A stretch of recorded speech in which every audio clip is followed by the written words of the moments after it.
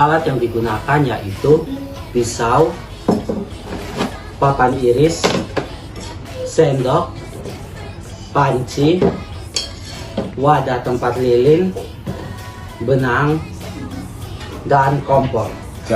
Berikutnya ada bahan yang kami gunakan. Yang pertama ada stearik asid, dan yang kedua ada minyak jelata, ada krayon sama minyak kayu putih.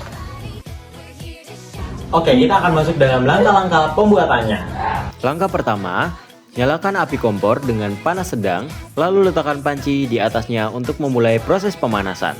Langkah awal ini melibatkan termokimia atau transfer energi panas. Api kompor melepaskan kalor atau energi panas melalui proses pencampuran bahan bakar dan oksigen atau reaksi pembakaran.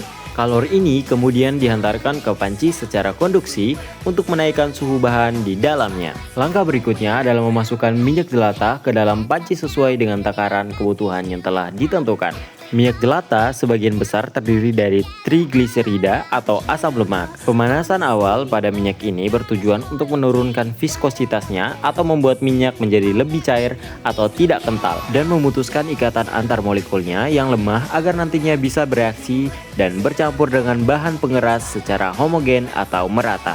Setelah minyak jelata cukup panas, tambahkan stearit asid ke dalam panci. Aduk adonan menggunakan sendok secara perlahan hingga tercampur rata. Lalu tunggu beberapa saat hingga kedua bahan tersebut menyatu dengan sempurna.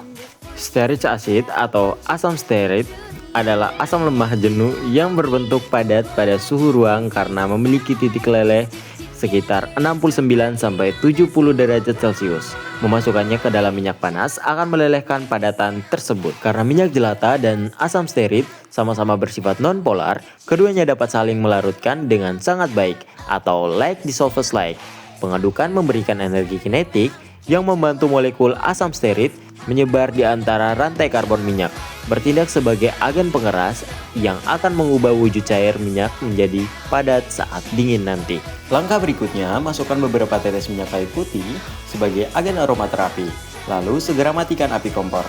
Diamkan adonan beberapa saat hingga suhunya sedikit turun sebelum dituang, agar wadah cetakan tidak rusak akibat panas berlebih. Minyak kayu putih mengandung senyawa kimia utama bernama eukapital yang bersifat volatil atau mudah menguap pada suhu tinggi. Kompor harus segera dimatikan agar minyak kayu putih tidak menguap sia-sia ke udara sebelum lilin dicetak.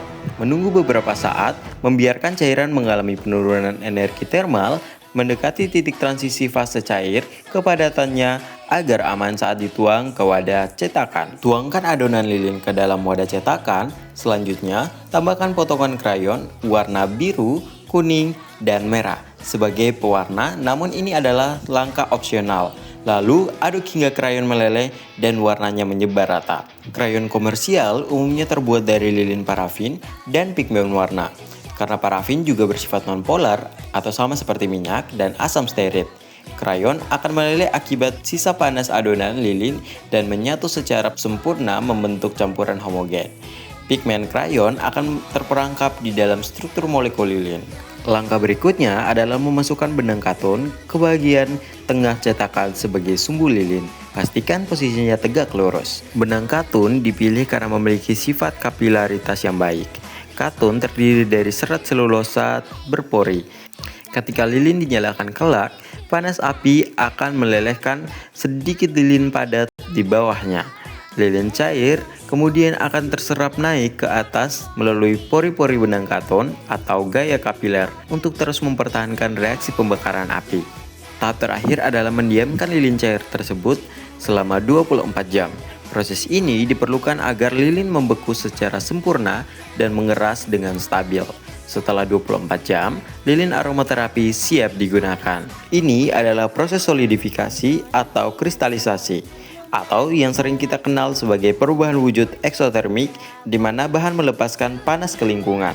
Dalam waktu 24 jam, suhu adonan turun perlahan hingga mencapai suhu ruang. Molekul-molekul trigliserida dari minyak jelata dan asam stearit yang tadinya bergerak bebas saat cair mulai merapat. mengatur posisinya, dan membentuk ikatan antar molekul yang kaku, atau yang sering kita kenal sebagai gaya van der Waals. Pendinginan yang lambat dan stabil selama 24 jam memastikan struktur kristal lilin terbentuk dengan rapat tanpa retakan di bagian dalam. Nah teman-teman, ini adalah hasil dari pembuatan lilin dari minyak jelantah.